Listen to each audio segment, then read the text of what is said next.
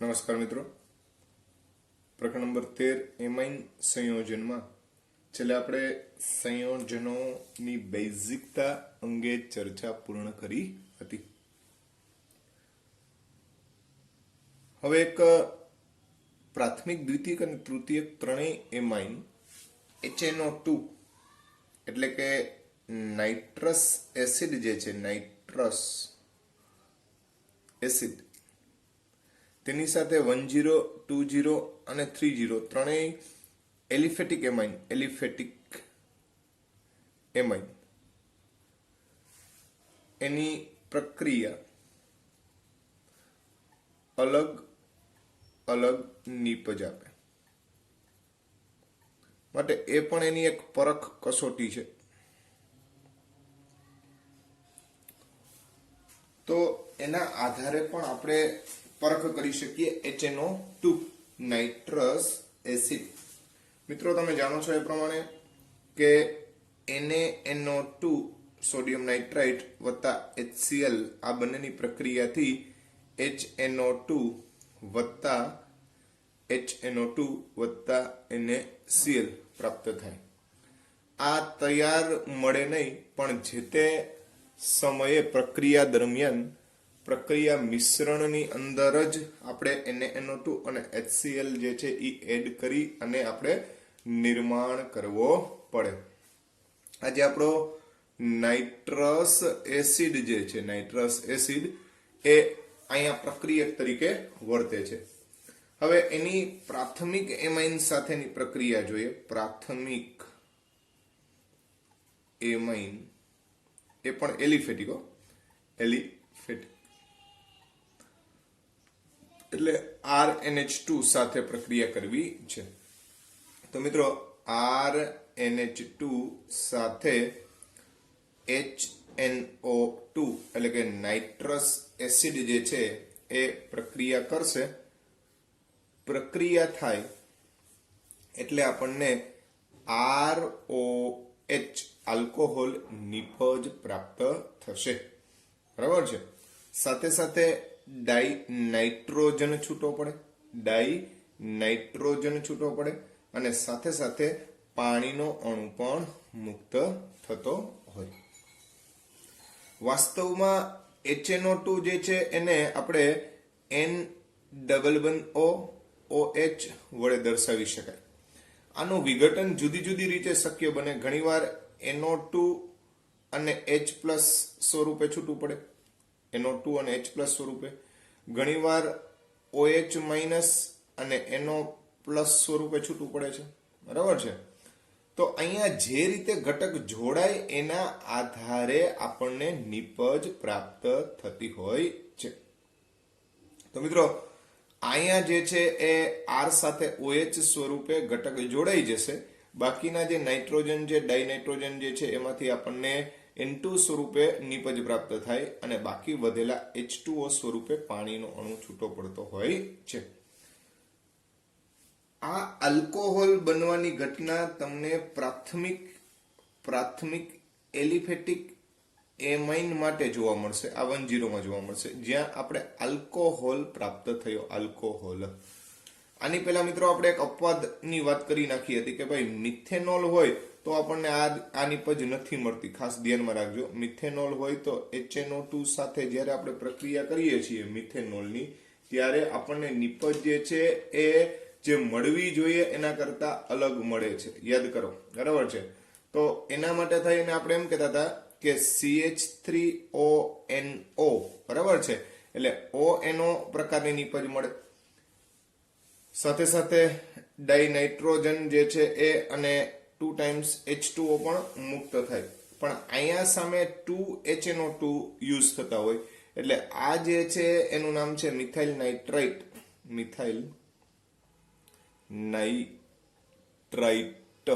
બરાબર છે. તો અહીંયા મિથેનોલ માટે થઈ અને આ પ્રકારની નિપજ શક્ય બને. ઘણીવાર ઊંધું થાય કે મિથેનોલ નહીં, મિથાઇલ એમાઇન, બરાબર. મિથાઇલ એમાઇન હોય, અહીંયા આપણે એમાઇન તરીકે જો મિથાઇલ એમાઇન લઈએ તો આ પ્રકારના નિપજ મળે. એના સિવાયનો કોઈ પણ એમાઇન લ્યો એટલે આલ્કોહોલ જ મળે. એટલે અહીંયા આપણે આમ લખી નાખીએ R CH2NH2 લઈ આવે, હવે ગમે એ તમે R તરીકે ગમે એ મૂકો તો ફાઇનલ જ હોય, આપણને શું મળશે? આલ્કોહોલ. પણ મિથાઇલ એમાઇનમાં આપણને આ ટાઈપની મિથાઇલ નાઇટ્રાઇટ પ્રકારની નિપજ પ્રાપ્ત થાય છે. આ ઉપરાંત આપણે અહીંયા એ પણ જોયું હતું કે ઘણીવાર આના જો બેમોલ વપરાય, એટલે પ્રક્રિયા હું અહીંયા લખું છું કે CH3NH2 મિથાઇલ એમાઇનના બેમોલ અને બેમોલ HNO2, તો પ્રક્રિયા થઈ અને ડાઇમિથાઇલ ઇથર આવી નિપજ પણ આપણને પ્રાપ્ત થાય છે. આ ઓલરેડી આપણે અગાઉ ચર્ચા કરી જ ગયા છીએ, બરાબર છે. પણ પ્રાથમિક એમાઇનની એલિફેટિક જે RNH2 તરીકે આપણે HNO2 સાથે પ્રક્રિયા કરીએ છીએ ત્યારે બધા વિકલ્પોને આપણે ધ્યાનમાં લઈ લઈએ. તો આલ્કોહોલ આ પ્રાથમિક એલિફેટિક એમાઇન જ આપી શકે. અન્ય એમાઇન જે છે એ જુદી રીતે પ્રક્રિયા કરે છે. કેમ કે મેં તમને કીધું અહીંયા NO2 જે છે એ ONO સ્વરૂપે એટલે કે નાઇટ્રાઇટ સ્વરૂપે પણ જોડાઈ શકે, NO2 સ્વરૂપે પણ જોડાઈ શકે, બરાબર છે. તો એના આધારે અહીંયા નિપજો અલગ અલગ આપણને પ્રાપ્ત થાય છે. હવે આપણે દ્વિતીયક માટે જોઈએ. આ આપણે પ્રાથમિકની ચર્ચા કરી. આ જે કંઈ પણ ચર્ચા થઈ એ પ્રાથમિક માટે વર્ણન કરેલું છે. હવે દ્વિતીયક એમાઇન માટે વાત કરીએ આપણે. દ્વિતીયક એમાઇન ની HNO2 સાથે પ્રક્રિયા. તો મિત્રો અહીંયા દ્વિતીયક એમાઇન એની પ્રક્રિયા જ્યારે આપણે કરવા જઈશું ત્યારે શું થશે? તો કે એક પીળા રંગનું પ્રવાહી આપણને પ્રાપ્ત થાય છે. કેવા રંગનું મિત્રો? પીળા રંગનું, બરાબર છે. કઈ રીતે પીળા રંગનું પ્રવાહી પ્રાપ્ત થાય છે તો એની આપણે વાત કરીએ. તો આપણે દ્વિતીયક એમાઇન એટલે RNRH આવી રીતે આપણે દ્વિતીયક એમાઇનને દર્શાવી દઈએ. હવે દ્વિતીયક એમાઇનની કોની હારે પ્રક્રિયા છે? તો કે ભાઈ નાઇટ્રસ એસિડ સાથે, બરાબર છે. તો મેં તમને પહેલા જ સમજાવેલું છે કે N-O-OH, તો માની લો કે આ નેગેટિવ સ્વરૂપે છૂટો પડે અને આ પોઝિટિવ સ્વરૂપે છૂટો પડે. તો મિત્રો આ H છે ને એ આ OH સાથે જોડાઈ જાય એટલે વોટર મોલેક્યુલ આપણે કાઢી નાખીએ તો RNR પછી બરોબર ધ્યાન રાખજો, RNR અહીંથી H ગયો છે. શું ગયો છે? H. સિંગલ બંધ N ડબલ બંધ O. આ ટાઈપની એક નિપજ જે છે એ આપણને પ્રાપ્ત થશે, બરાબર છે. તો આને શું કહેવાય મિત્રો? તો કે આને કહેવામાં આવે ડાઈઆલ્કાઇલ નાઇટ્રોસો એનો એટલે નાઇટ્રોસો એમાઇન, બરાબર છે. એટલે ટૂંકમાં ડાઈઆલ્કાઇલ એમાઇન છે જેમાં એનો સમૂહ એટલે નાઇટ્રોસો સમૂહ દાખલ થયેલો છે, જે પીળા રંગનું પ્રવાહી છે. એટલે પીળું પ્રવાહી આપણને પ્રાપ્ત થશે. શું પ્રાપ્ત થશે મિત્રો? પીળું પ્રવાહી. અહીંયા ડાઈ નાઇટ્રોજન છૂટો નહીં પણ અહીંયા માત્ર H2O નો અણુ છૂટો થાય. એટલે આ અહીંયા લખો તો અહીંયા લખો તો પ્લસ H2O લખો, જે લખો એ, બરાબર છે.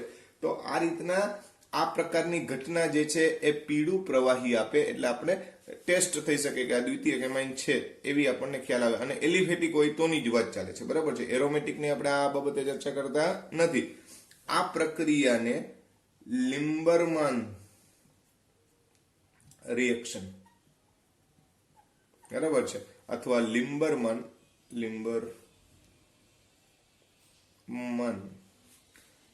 ડાઈઆલ્કાઇલ નાઇટ્રોસો એમાઇન કસોટી આવા નામથી એને ઓળખવામાં આવે છે. એટલે આવું પણ ધ્યાનમાં રાખજો. લિમ્બરમાન રિએક્શન એટલે HNO2 સાથેની પ્રક્રિયા. કોની સાથેની પ્રક્રિયા? HNO2 સાથેની પ્રક્રિયા. ત્યારબાદ આપણે દ્વિતીયક પછી તૃતીયક એમાઇન સાથેની કસોટી આપણે સમજવી છે. તો મિત્રો તૃતીયક એમાઇન સાથેની કસોટી એ પણ આપણે જોઈ લઈએ. તો અહીંયા તૃતીયક એમાઇન સાથે પ્રક્રિયા. તો તૃતીયક એમાઇન એટલે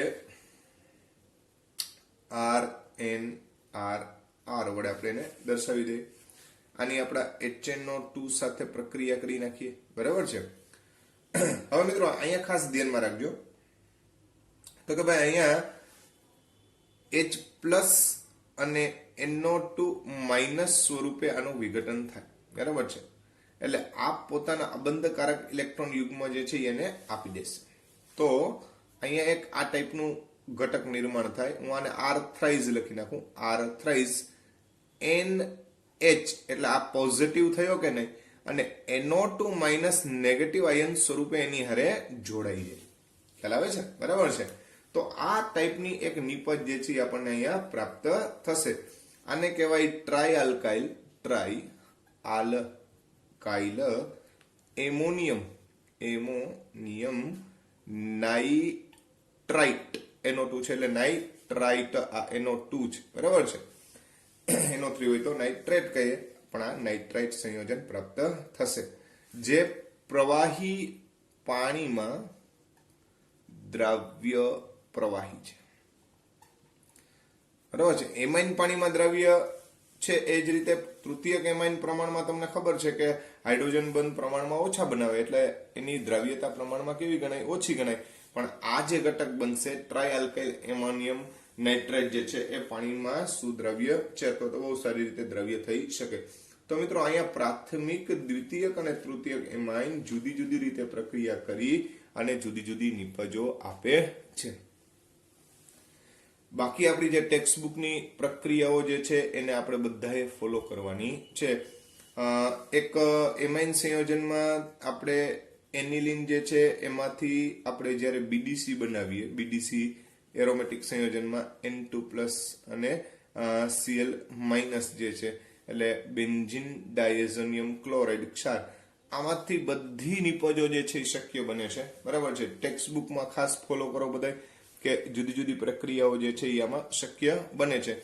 તો એ પ્રક્રિયાને આપણે એક ચાર્ટ સ્વરૂપે લઈ લઈએ. ઓલરેડી ટેક્સ્ટ બુકની અંદર આપેલી છે પણ બહુ ઇમ્પોર્ટન્સ છે એટલે આપણે એને એક ચાર્ટ સ્વરૂપે રજૂ કરી લઈએ અને પછી આપણે આગળ વધીએ. તો અહીંયા એમાઇન સંયોજનની જુદી જુદી પ્રક્રિયાઓ જે છે આપણે જોઈ. હવે આપણે બેન્ઝીન ડાયઝોનિયમ ક્ષાર જે છે, બેન્ઝીન ડાયઝોનિયમ ક્ષાર ની રાસાયણિક પ્રક્રિયાઓ. તો બીડીસી જે છે એટલે કે બેન્ઝીન ડાયઝોનિયમ ક્લોરાઇડ જે છે એની જુદી જુદી રાસાયણિક પ્રક્રિયાઓ જે છે એના અંગે હવે આપણે વિગતવાર ચર્ચા કરીએ. તો અહીંયા આપણે બીડીસી ને દોરી લઈએ. આપણે આ બીડીસી N2+ અને Cl- બેન્ઝીન ડાયઝોનિયમ ક્લોરાઇડ ક્ષાર. હવે મિત્રો આ બેન્ઝીન ડાયઝોનિયમ ક્લોરાઇડ ક્ષાર જે છે એની જુદી જુદી રાસાયણિક પ્રક્રિયાઓ જે છે એ શક્ય બની શકે, બરાબર છે. એમાં સૌ પ્રથમ તમે જાણો છો એ પ્રમાણે સેન્ડ મેયરમાં આપણે 3 પ્રક્રિયાઓ જે છે એ સેન્ડ મેયર માટે રિઝર્વ રાખી દઈએ. તો સેન્ડ મેયર પ્રક્રિયા. હવે સેન્ડ મેયરની અંદર same to same Sandmeyer પ્રક્રિયા જે છે Cu2Cl2 plus HCl, Cu2Br2 plus HBr અને Cu2Cn twice plus KCN, આ ત્રણ સેન્ડ મેયર પ્રક્રિયા તરીકે આપણે વર્ણવીએ છીએ. થાય શું મિત્રો?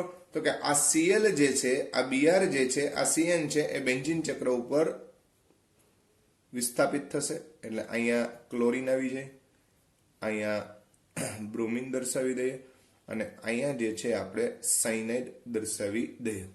તો આ ત્રણ જે મળે છે એને આપણે સેન્ડ મેયર રિએક્શન તરીકે ઓળખીએ છીએ. કઈ પ્રક્રિયા થઈ ભાઈ? Send mayor.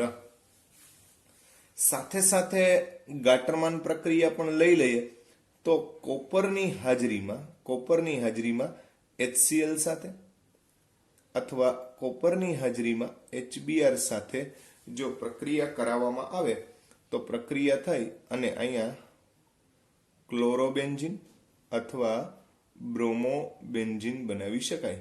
આ પ્રક્રિયાને આપણે ગાટરમાન રિએક્શન, ગેટરમેન શબ્દ પણ બોલે છે, ગાટરમાન બોલો જે બોલો એ, બરાબર છે.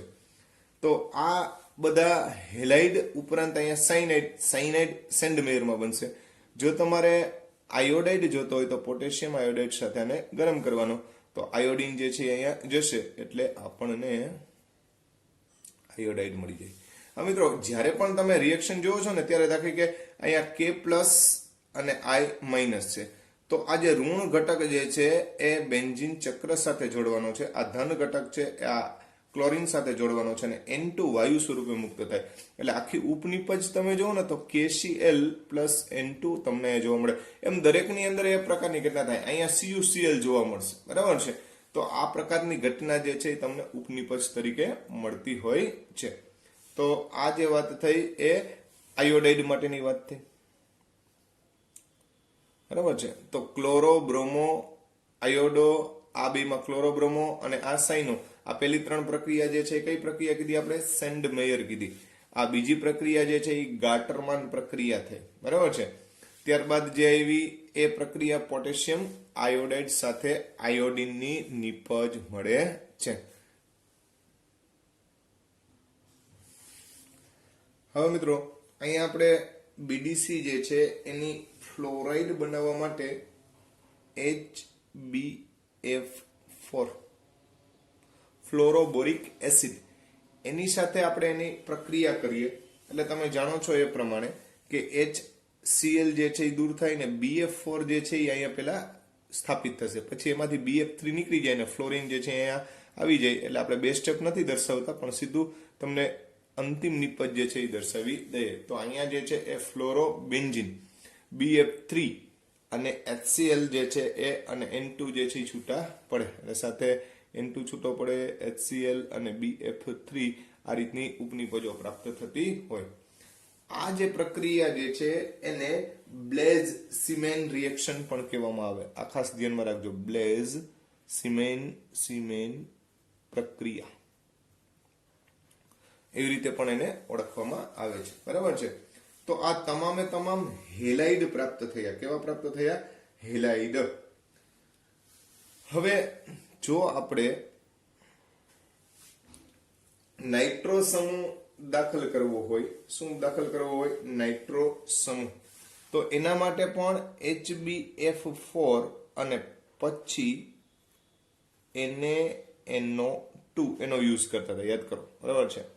તો અહીંયા આપણો નાઇટ્રો સમૂહ છે એ દાખલ થતો હતો, એટલે નાઇટ્રો બેન્ઝીન આપણને પ્રાપ્ત થાય. આ ઉપરાંત જો આપણે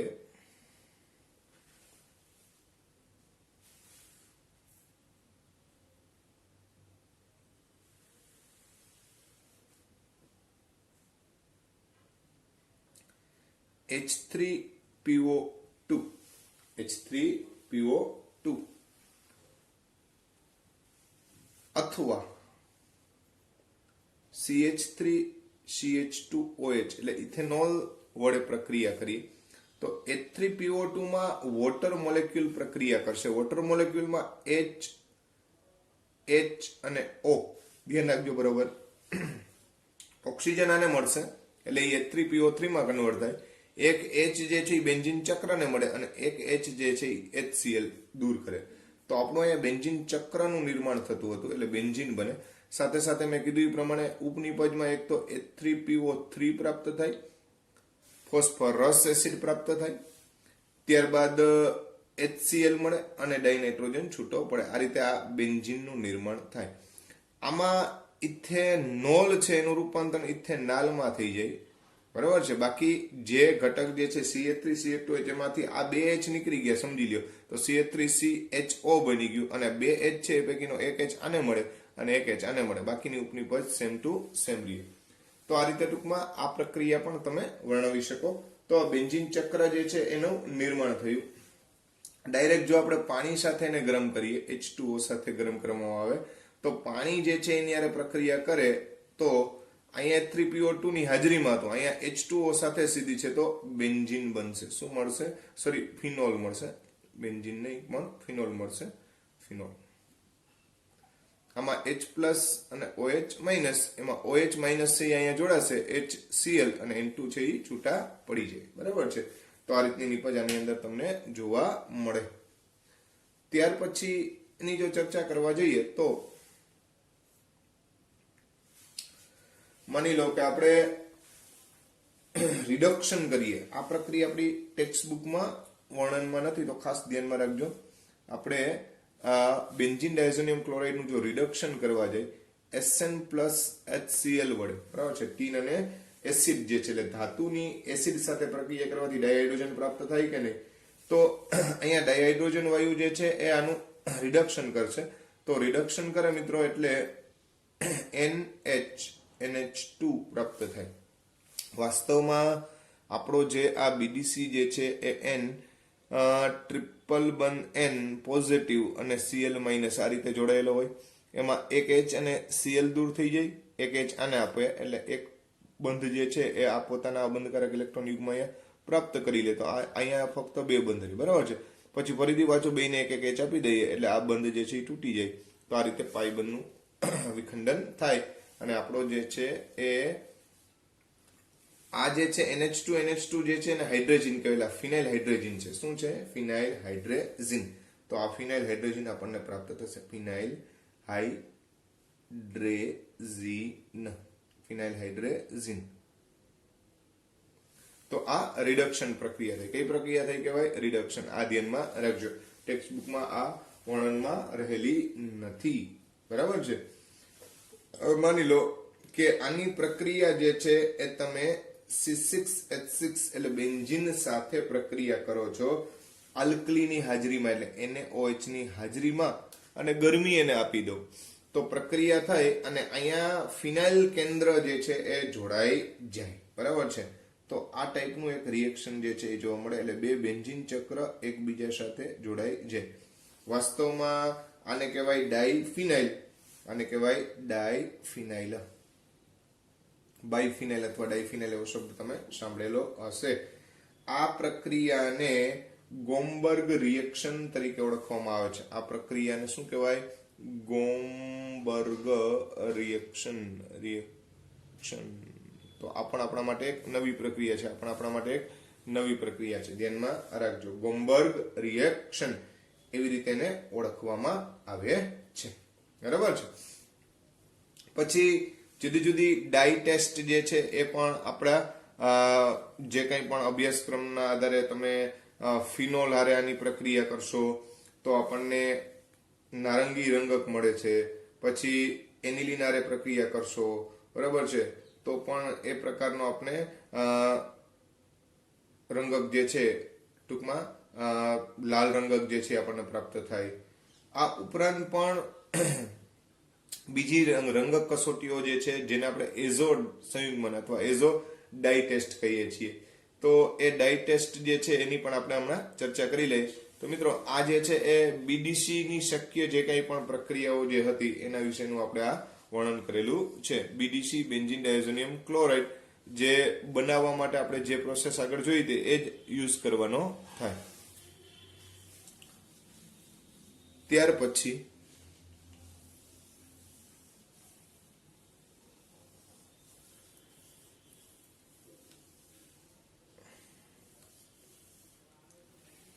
એઝો રંગક કસોટી, એઝો રંગક કસોટી અથવા ડાય ટેસ્ટ, સંયુગ્મન પ્રક્રિયા અથવા એને કપલિંગ રિએક્શન પણ કહેવાય. કપલિંગ રિએક્શન એઝો કપલિંગ છે. તો અહીંયા આપણો જે બેન્ઝીન ડાયઝોનિયમ ક્લોરાઇડ જે છે N2Cl, આ બેન્ઝીન ડાયઝોનિયમ ક્લોરાઇડ જે છે એની જુદા જુદા ઘટકો સાથે આપણે પ્રક્રિયા કરીએ. દાખલા તરીકે આપણે અહીંયા ફિનોલ સાથે પ્રક્રિયા કરીએ એટલે બેન્ઝીન ચક્ર ઉપર OH ફિનોલ.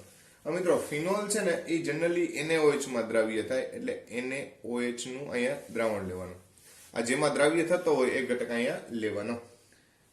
pH નું મૂલ્ય જે છે એ બેઝિક એટલે 9 થી 10 જેટલું આપણે રાખ્યું કહેવાય. તો ટૂંકમાં બેઝિક pH રાખવાની, ગ્રેટર ધેન 7 ટૂંકમાં કહીએ તો થશે શું? તો કે આના પેરા સ્થાનમાં અહીંયા જોડાણ થશે, અહીંથી H અને અહીંથી Cl દૂર થાય એટલે આપણે આને સ્લન્ટિંગ લાઈનમાં લખીએ, આપણે આને અને અહીંયા N ડબલ બન N પછી બેન્ઝીન ચક્ર સાથે ફિનોલ જે છે એ પેરા સ્થાનમાંથી જોડાઈ જશે, બરાબર છે.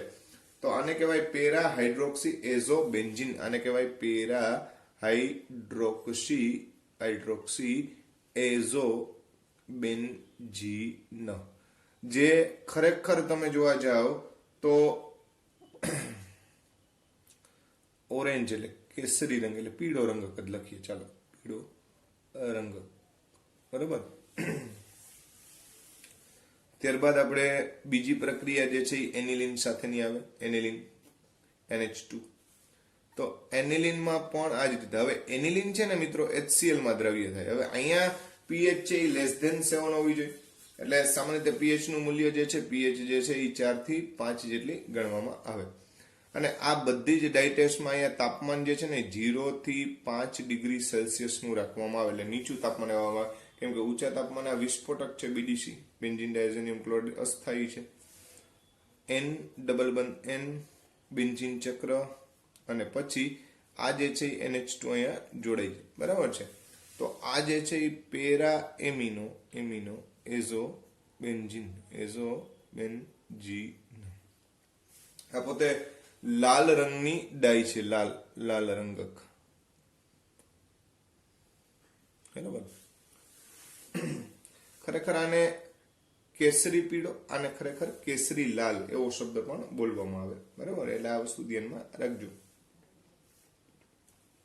આ ઉપરાંત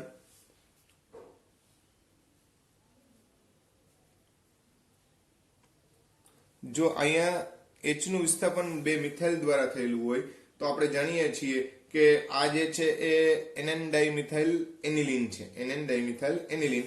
એની હારે પ્રક્રિયા કરીએ તો પણ આ જ રીતની તમને ઘટના જોવા મળે, N ડબલ બન N બેન્ઝીન ચક્ર અને અહીંયા મિથાઇલ સમૂહ ધરાવતો એનિલિન જોડાઈ જાય. તો પેરા NN ડાઇમિથાઇલ એઝો બેન્ઝીન. આ જે છે એ પીળો રંગક પણ બટર યલો શબ્દ કહેવામાં આવે, બટર યલો એટલે એકદમ ચળકતો પીળો અથવા ઝાંખો પીળો, બરાબર છે. ચળકતો પીળો રંગક છે. અને ત્યારબાદ અંતિમ પ્રક્રિયા જે છે એ નેપ્થોલ સાથેની પ્રક્રિયા છે. કોની સાથેની પ્રક્રિયા છે? નેપ્થોલ. તો નેપ્થોલ જે છે એનું બંધારણ આપણે આ રીતે દર્શાવી દઈએ. 2 બેન્ઝીન ચક્ર એકબીજા સાથે જોડાયેલા હોય તો આપણે એને નેપ્થેલિન કહીએ છીએ મિત્રો. શું કહીએ છીએ? નેપ્થેલિન. એમાં અહીંયા હોય તો આલ્ફા કહેવાય, અહીંયા હોય તો બીટા કહેવાય. એટલે આ બીટા નેપ્થોલ છે, બીટા નેપ્થોલ, આને કહેવાય બીટા નેપ્થોલ. આ બીટા નેપ્થોલ જે છે એમાં આ સ્થાન સક્રિય હોય એટલે ન્યા આપણે જોડાણ કરશું તો આ રીતનું આપણું જોડાણ જોવા મળશે. અહીંથી જોડી દેવાનું છે.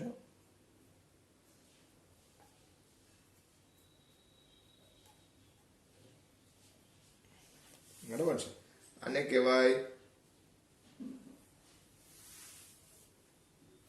આ જે છે એ અહીંયા બરોબર ધ્યાન રાખજો, OH સમૂહ ધરાવતો ઘટક જે છે એને આપણે બીટા નેપ્થોલ કીધો હતો, બરાબર છે.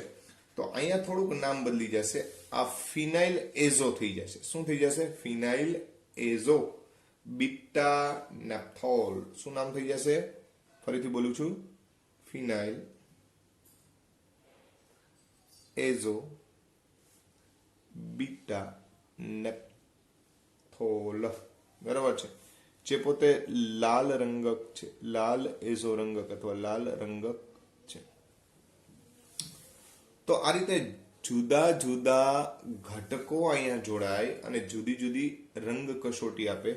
આ કસોટીઓને ડાઈ ટેસ્ટ અથવા રંગ કસોટી એવો શબ્દ પણ કહેવામાં આવે મિત્રો. આની મદદથી પણ એમાઇનની પરખ કરી શકાય. પરખ ખાસ કરીને એરોમેટિક પ્રાથમિક એમાઇન જે એઝો રંગક કસોટી આપે, એઝો રંગક કસોટી આપે. પ્રેક્ટિકલી તમે જોવા જાવ ને તો તમારે ફિનોલ જે છે એનું NaOH માં પેલા દ્રાવણ બનાવી લેવાનું, પછી જે કાપડ ઉપર રંગ કરવાનો હોય એ કાપડ આ ફિનોલના NaOH યુક્ત દ્રાવણમાં બોળી દેવાનો, પછી 0 થી 5 ડિગ્રી સેલ્સિયસ તાપમાન રાખવા માટે બરફ નાખી દેવાનો, અને પછી આ BDC નું 0 થી 5 ડિગ્રી સેલ્સિયસ ધરાવતા તાપમાનમાં એ રૂમાલ ફરીથી બોળી દેવાનો, એટલે તરત જ પીળો જે રંગ જે છે એ આના ઉપર પ્રસ્થાપિત થઈ જાય. અહીંયા જે કાંઈ પણ રંગ કસોટી જે છે એને એઝો રંગ કસોટી અથવા તો ટૂંકમાં એઝો ડાઈ ટેસ્ટ તરીકે ઓળખવામાં આવે.